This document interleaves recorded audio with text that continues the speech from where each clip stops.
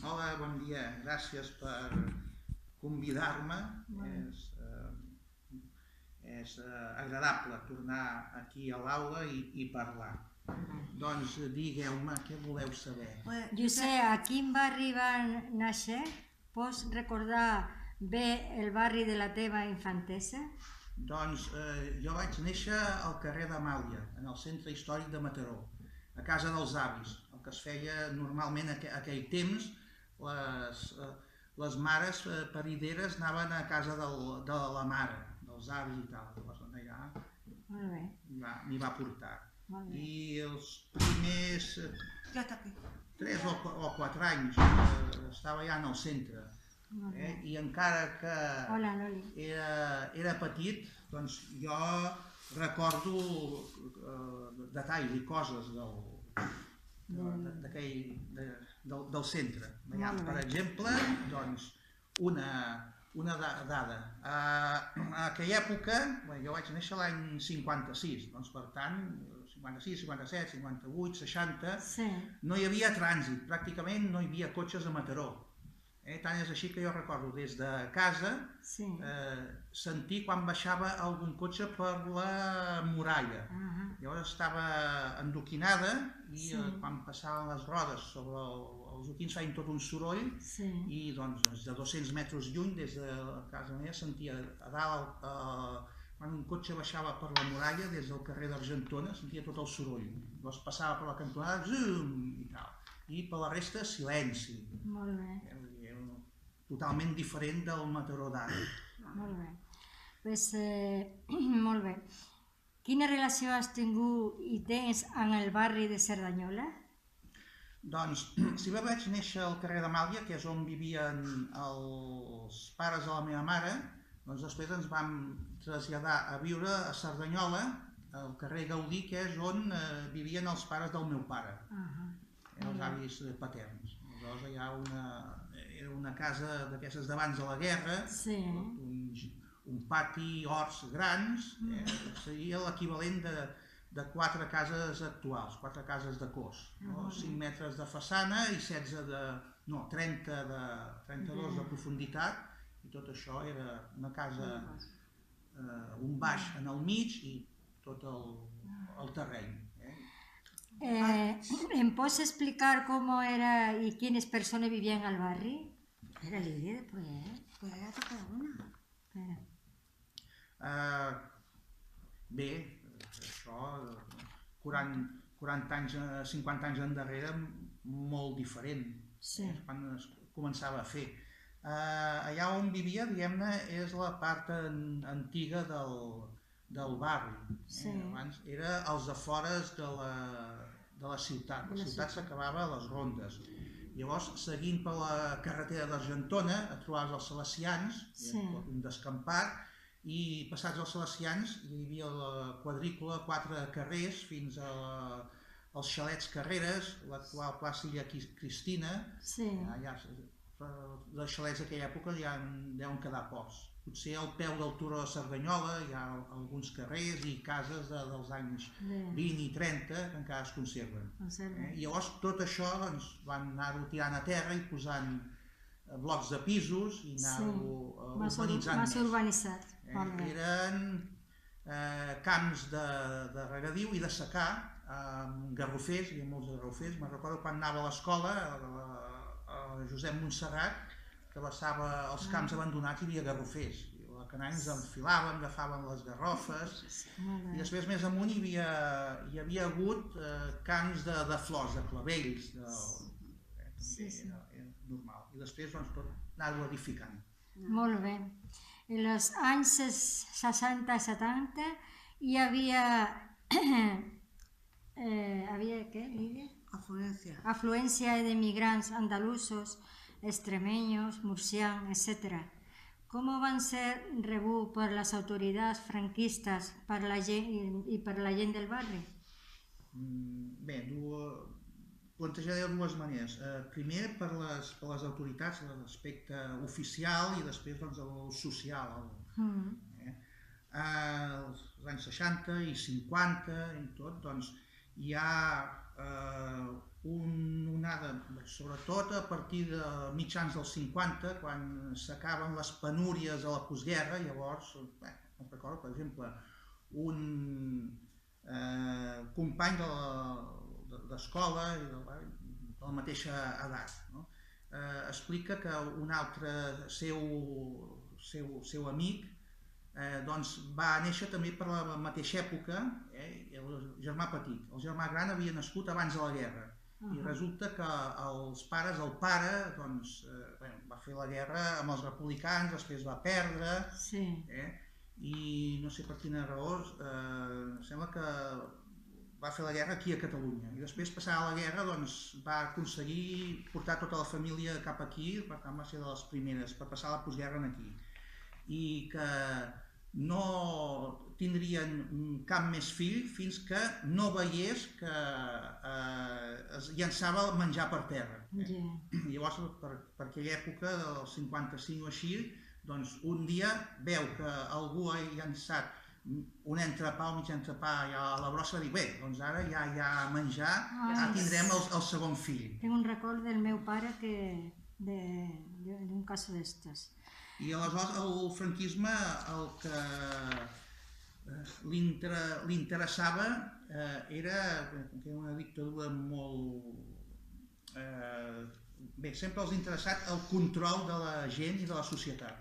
I llavors això que es anés d'un lloc a l'altre no els agradava i volien controlar-ho perquè no se'ls escapés gent, perquè els opositors clandestins o els maquis o qui fos anessin amunt i avall. Ara, després, per raons econòmiques, quan es va veure el fracàs de la política econòmica d'en Franco a partir de l'any 59, ja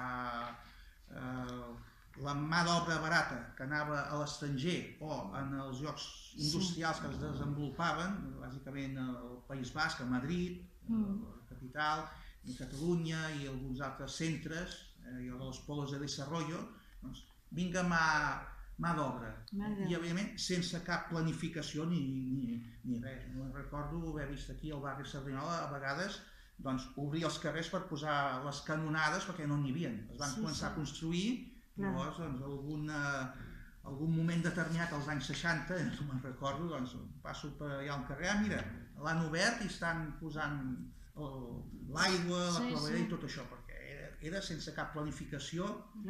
Per què cree que aquestes persones van triar Mataró com la seva futura residència? Les persones emigren, canvien de residència per guanyar-se la vida. D'un territori més sec agrícolament a un lloc més ric agrícolament o a un lloc amb més indústria, més creixement econòmic i tal, per progressar i per viure, que és el que vol tothom. I aleshores, si s'estava en una conjuntura econòmica bona, als anys 60 bàsicament, a tota Europa, estava desenvolupant-se l'economia i a Espanya també, que no és mèrit del franquisme. Es van posar les medalles, però com que l'economia creixia, aquí només faltaria que l'any 70, després del creixement econòmic, encara s'anés descalç per terra, hi va haver tot un creixement. I aleshores, evidentment, per això. I després, què és el que passa? A tot arreu on es troben grups humans, comunitats i tal, doncs hi ha relació, intercanvi, és el normal, tothom acaba entenent-se. Molt bé.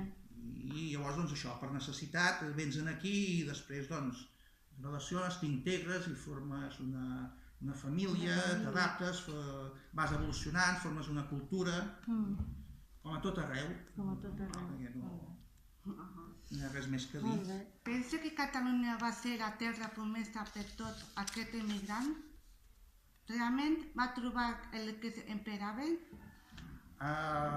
Bé, jo m'imagino, bé, pel que sé parlant i comparant-ho amb l'actualitat, tots aquests emigrants que travessen el Mediterrani i se'ls enfonsa els vaixells, fa poc, vull dir, si un migra i sap que hi ha perill, i en canvi ho fa és perquè en el lloc d'origen no pot viure, aleshores s'arrisquen. Per tant, per molt malament que s'estigui en el lloc d'arribada, sempre és millor que d'allà on procedeixes. Aleshores, evidentment, els emigrants que solen ser joves, perquè tenen tota la vida per endavant, expectatives i volen viure, millorar, això, diguem-ne, és un incentiu i és una il·lusió. Anant allà i ha de progressar. I, evidentment, aquí i a tot arreu, i allà on vagis, quan aquí anàvem a les Amèrica, Argentina, el que sigui, no et donen, no et regalen mai res. Has d'esforçar i treballar molt perquè si no, i encara allà on estiguis, sempre t'has d'esforçar. I arribes en un lloc nou, clar, hi ha pegues afegides. Vas d'una societat camperola, del camp, pagesa, amb una industrial, grans ciutats, maneres de viure diferents, cultura, llengua, doncs per tant hi ha un període d'adaptació, un xoc, que es nota.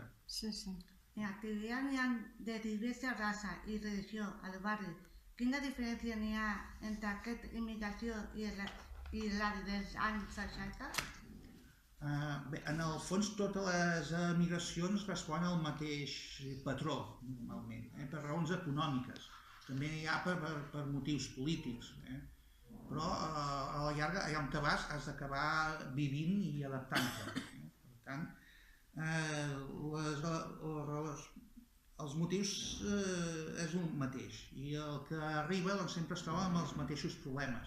Possibles rebuig, problemes d'adaptació, falta de vivenda perquè no està planificat, serveis, el que sigui. En l'actualitat, bé, els anys 60 o 70, com que era immigració interior de l'Estat, no hi havia problemes de papers, malgrat el control policial que exercien el franquisme molt obsessiu. I després, la mateixa religió, cristians, catòlics, també l'Església controla molt, per tant aquí en principi no hi havia d'haver problema d'adaptació. Llengua, bé, el problema és que si vas a viure en un gueto, en un lloc apartat, llavors no tens relació amb els indígenes, els autòctons i amb els nous, llavors trigues més. Si no hi ha contacte o possibilitats de practicar la llengua, ni l'entens ni la pots parlar. Però català i castellà, o gallec i català, com que són llengües germanes, romàniques, doncs ja és fàcil entendre's més que, per exemple, el xinès i l'àrab, hi ha més dificultat. Doncs actualment això, de races, tothom és igual, sigui més moreno o menys. Ara, al ser de llocs més distants, més allunyats, la cultura, la tradició, la història és diferent. Llavors les religions, clar, cal pels que arriben i pels que reben un procés d'adaptació, perquè hi ha religions que són difícils d'adaptar-se. No vol dir que no es pugui fer, però la gent a vegades... Veiem, d'entrada l'estrany sempre és mal vist, i si és una comunitat petita i et ve algú, allò de les pel·lícules de l'Oest, no sé què, forastero i tal, sempre els miren malament, però evidentment quan es comencen a conèixer les persones es mira de superar això. És més difícil per això, perquè la tradició, la religió, això marca, llavors és tan diferent, i el cas de les llengües, per acabar-se d'entendre, és més difícil que no pas llengües de la mateixa família. Clar, representa uns problemes, però tots es poden solucionar. I tant. Aquesta seria la diferència. El motiu és el mateix, però si abans érem més fàcil l'interrelació, doncs ara ja és més, costa més, trigues més temps i tal, però en el fons és el mateix. Què ha portat tota aquesta persona al barri de Cerdanyola? De la primera immigració i la més recent, bé, la primera immigració estem parlant de 50 anys o més, ja no cal parlar d'immigració perquè si ja vius 50 anys al mateix lloc ja ets d'allà. És quan arribes i fins que t'adaptes. Doncs, això, els primers nouvinguts són els que van construir el barri. Hi havia 4 cases i van anar fent. Actualment, doncs, aquesta migració actual ja és dels anys 90 que va començar a veure, per tant fa més de 20 anys. Tampoc podem dir, són nouvinguts. Els que fa un parell d'anys potser sí, ja portes més de 20 anys és el mateix. Allò que hem dit abans, per adaptació i relació ja és una mica més difícil. Aquí està clar, llavors, si no hi ha bona voluntat per totes les parts, és més difícil, per entendre's. No sé, si algú té la música alta, doncs algú es queixa, llavors resulta que no és catòlic tal i qual.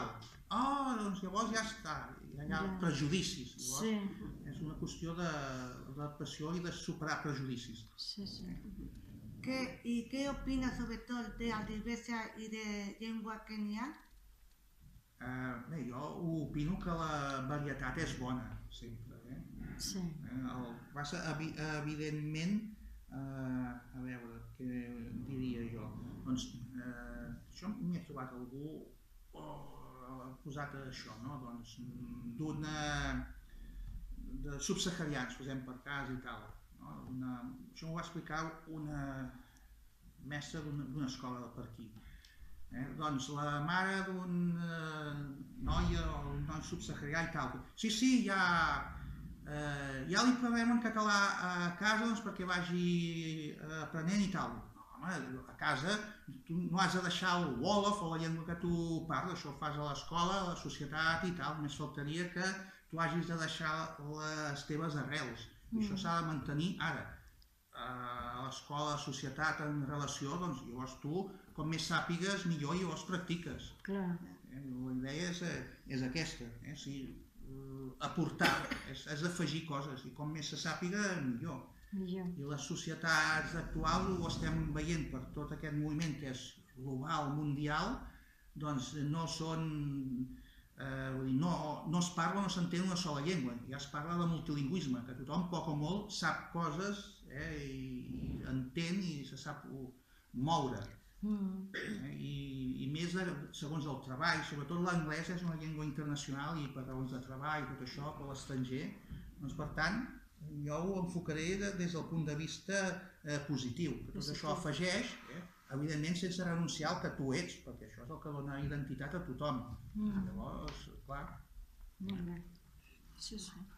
T'agradaria afegir alguna cosa amb aquesta entrevista que ha fet? Doncs no res. Sembla que ja he anat tocant tots els aspectes